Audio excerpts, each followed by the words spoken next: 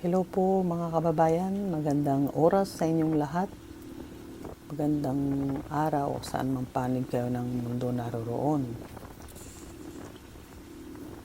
Ang ibabahagi ko po sa inyong video na ito ay kuha ko sa pagpunta ko sa bukid. Napakagandang lugar po. Sino po mga nature lovers dyan? Baka makarelate kayo dito. Napakaganda. Kaya lang ay nagulat ako sa aking nakita. Ginawang tapunan ng basura.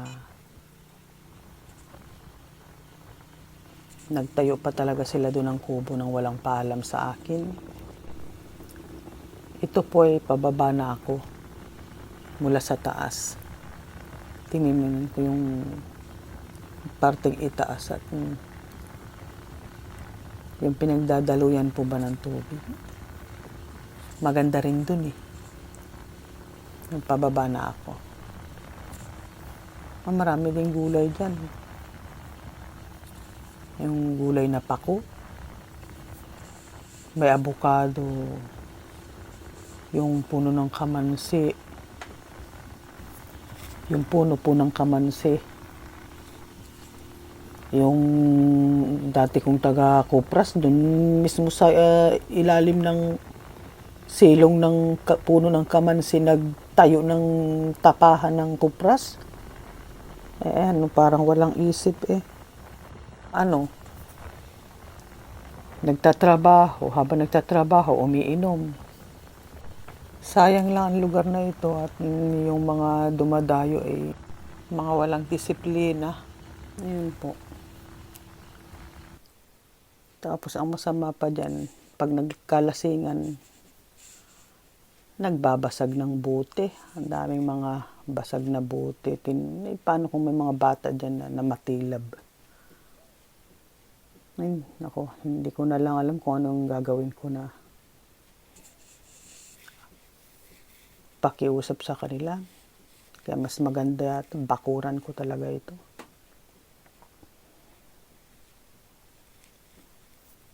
Ayun.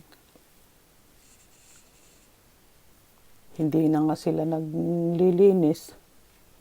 Ako ang nagbabayad talaga ng buwis dyan. Tapos iiwanan lang nilang makalat pagkatapos nilang tambayan ang aking lugar. Ayan po yan, mga bote, mga nabubulok ng mga basura. Ayan, tumpok-tumpok yan.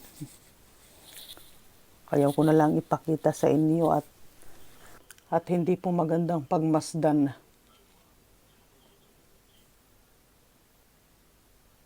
Ewan ko ba kung bakit may mga taong ganito na hindi marunong ng respeto. Yan, mga kubo-kubo na yun ay sila rin po ang nagtayo-tayo yan nang walang pahintulot sa akin. Ang gagaling po ang gagaling mag-trespassing. Natura nagtatrabaho sa gobyerno. Silang nasa barangay. Yan ko ba kung bakit nakakaroon ng trabaho yung mga ganyan at saka bilang kapitana. Kaya yun, may magandang ligaw na bulaklak po yun.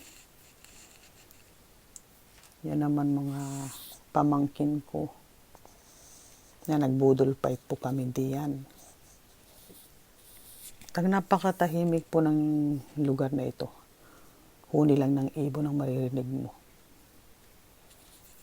At talagang dahil virgin forest nga, ang dami malalaking puno. Marami nagsasabi na meron daw sila nga dyan nakikitang engkantada, gano'n. Nagparamdam na rin sa akin yun. Hanggang dito na lang po muna. Maraming salamat po sa panunood. Sa susunod pong muli, may part 2.